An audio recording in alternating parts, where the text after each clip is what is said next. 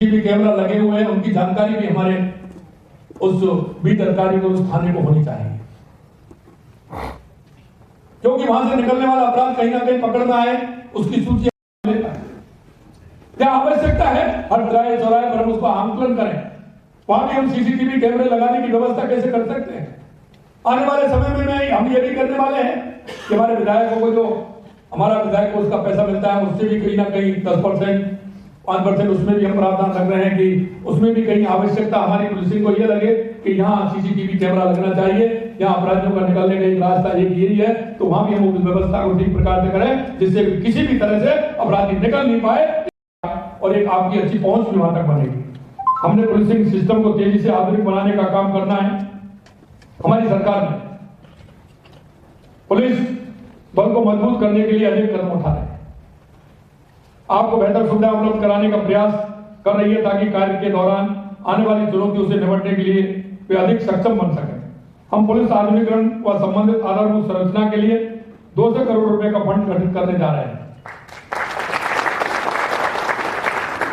350 करोड़ रुपए की लागत से पुलिस मुख्यालय के अंतर्गत Sardar Patel centre for cyber control room की स्थापना कर रहे हैं। पुलिस दूरसंचार प्रशिक्षण केंद्र क्रियान्वयन एवं विस्तार का कल राजस्थान पुलिस तकनीकी प्रशिक्षण अकादमी के रूप में स्थापित करने जा रही है। इसके लिए नए पदों के सृजन की स्वीकृति जारी की जा चुकी है। हमने कांस्टेबल से सहायक उप निरीक्षक स्तर के कार्मिकों को वर्दी भत्ते को भी बढ़ाने का काम किया है। पुलिस निरीक्षक के अधिकारियों को मैच भत्ता भी बढ़ाने का काम हमने किया है। राजस्थान पुलिस के कांस्टेबलों से पुलिस निरीक्षक स्तर तक के कार्मिकों राजस्थान रोडवेज की एक्सप्रेस श्रेणी की बसों को अलावा सेमी डीलक्स बसों में भी निःशुल्क यात्री सुविधा उपलब्ध कराई गई है। पुलिस मुख्यालय से पुलिस को और अधिक प्रभावी करीब 60 करोड़ की वित्तीय एवं प्रशासनिक स्वीकृति जारी कर दी गई है।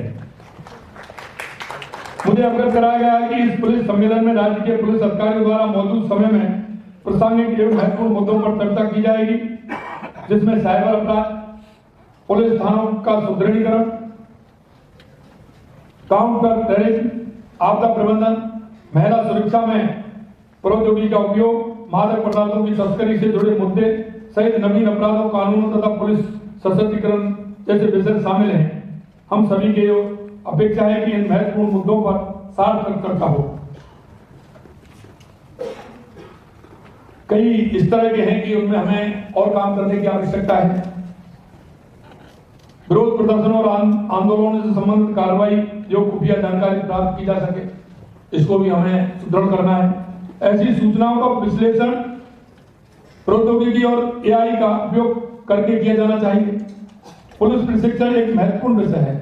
इस हेतु सभी पुलिस अधिकारियों को अपने कनिष्ठ अधिकारियों को कौशल अनुभव के आधार पर प्रशिक्षण देने के लिए प्रति वर्ष 100 घंटे समर्पित कर 47 के विजन को प्राप्त करने के लिए पुलिसिंग में सुधार के उपाय लागू करने चाहिए।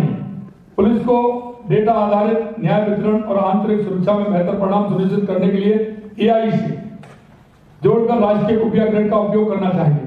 सामुदायिक पुलिसिंग हेतु राज्य एवं केंद्र शासित प्रदेश पुलिस को युवाओं को सकारात्मक ऊर्जा को देश के समग्र हित के लिए उपयोग में लाने और उसे सही दिशा देने के लिए नवीन तरीके खोजने चाहिए, जिससे सरकार और समाज दोनों का समग्र दृष्टिकोण अपनाया जाए। पुलिस को ऐसे व्यक्तियों समूह के जुड़ने के लिए तंत्र विकसित करना चाहिए जिनका रचनात्मक और सकारात्मक दृष्टिकोण हो। वो मैंने इसीलिए आपको कहा कि अगर इनको आप जोड़ेंगे तो एक बहुत अच्छा फायदा पुलिस को होने वाला है। जैसे हेल्पलाइन पर जनता की समस्याओं को सुनता हूं, ठीक उसी तरह आपको भी पुलिस हेल्पलाइन पर आमजन की समस्या को सुनकर उसका समाधान करना होगा और यह हमें लगाना होगा। और मैं चाहता हूं कि इसकी व्यवस्था और सुदृढ़ हो, क्योंकि हो सकता है आपको उस हेल्पलाइन पर ऐसे अपराध की सूचना आए जो अपराध घटित होने वाला है और उस सूचना से आप उसको रोक सकते हैं। यह भी बहुत बड़ी बात होती है कि हम घटना से पहले उसको रोकना बहुत आवश्यक होता है। हम सभी की अपेक्षा है कि इन महत्वपूर्ण मुद्दों पर सार्थक चर्चा हो तथा वर्तमान परिप्रेक्ष्य में पुलिस के समक्ष आ रही चुनौतियां तथा बेहतर पुलिसिंग के लिए हम यहाँ कुछ सारगर समाधान लेकर जाए। हम आगे बढ़ेंगे, चुनौतियां आती हैं, लेकिन इन चुनौतियों से किस तरह से निपटा जाए, इसके लिए भी हमें काम करना है। और हमको बेहतर संसाधन की आवश्यकता उसके लिए होती है। मैं आपको इतना विश्वास दिलाता हूं कि बेहतर संसाधन के लिए हमारी सरकार किसी भी प्रकार की कोई कोर कसर नहीं छोड़ेगी। जो आपकी आवश्यकता होगी उन आवश्यकताओं की पूर्ति हमारी सरकार निश्चित रूप से करेगी, इसका भी विश्वास है। अंत में कहना चाहता हूं, निश्चित रूप से कार्यशाला आप सभी के लिए बेहतर पुलिसिंग के लिए एक महत्वपूर्ण अवसर है, जिसका फायदा न सिर्फ पुलिस को होगा अपितु आम नागरिकों के लिए बेहतर पुलिसिंग सुनिश्चित करने में भी मदद मिलेगी। मुझे आशा है कि हम सब मिलकर समाज को एक सुरक्षित माहौल दे पाएंगे। एक बार फिर से सभी का इस सम्मेलन में स्वागत करता हूं और मैं कहना चाहता हूं, देश के यशस्वी प्रधानमंत्री नरेंद्र मोदी जी के नेतृत्व में विकसित भारत की जो उनकी कल्पना है, उनका विजन है, उस विजन को विकसित भारत 2047 और विकसित राजस्थान 2047 को हम पूरा करेंगे। निश्चित रूप से हम चाहते हैं कि राजस्थान एक ऐसा अग्रणी प्रदेश बने जिसमें किसी भी तरह का कोई अपराध की स्थान नहीं हो और हम देश में पहले नंबर की हमारी पुलिसिंग बने। इस आशा और विश्वास के साथ इस सम्मेलन में आप सभी को मैं बहुत बहुत शुभकामनाएं देता हूं और मैं चाहता हूं कि निश्चित रूप से रोजगार कार्यशाला ये हमारे पुलिसिंग के लिए एक नींव का पत्थर साबित होगी और उसके साथ ही हम हमारे प्रदेश में पुलिसिंग का काम और बेहतर तरीके से कैसे कर सकते हैं, इस पर सार्थकता के साथ हमारा ये सम्मेलन संपन्न होगा। आप सभी को बहुत बहुत धन्यवाद। जय हिंद, जय भारत, जय राजस्थान। सरकार जो राज्य देश भविष्य के लिए नई चुनौतियां प्रस्तुत कर रहा है, उनका सामना करने के लिए आईओसी से हमें अपने प्रेजेंटेशन से लाभान्वित करने के लिए राजेश कुमार सर आए हैं। मैं रिक्वेस्ट करूंगा अपना प्रेजेंटेशन शुरू करें। सर 2002 बैच तेलंगाना काडर के अधिकारी हैं, आईआईटी खड़गपुर से इलेक्ट्रिकल इंजीनियरिंग करी है। मंच पर मौजूद राजस्थान के गृह राज्य मंत्री महोदय, मुख्य सचिव महोदय, डीजीपी महोदय, ईसीएस होम तथा अन्य विशिष्ट अतिथिगण का मेरे ओर से हो रहा है, तो उसे हम साइबर क्राइम मान सकते हैं। हाल ही में यूएनओडीसी के कार्यक्रम में यूके के प्रतिनिधि ने कहा कि यूके में जो आज क्राइम हो रहा है उसका 44% साइबर क्राइम है। और इसी तरह का आंकड़ा कि हमारी जो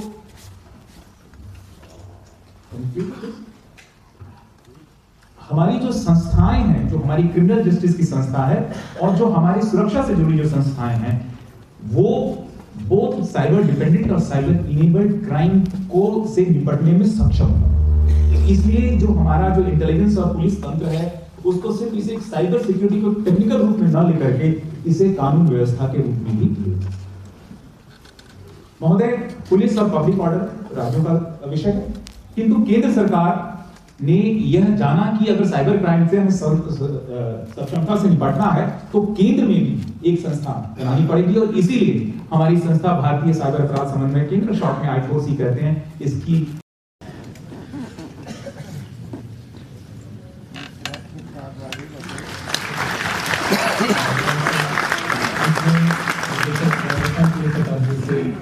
धन्यवाद ज्ञापन का अनुरोध करता हूँ।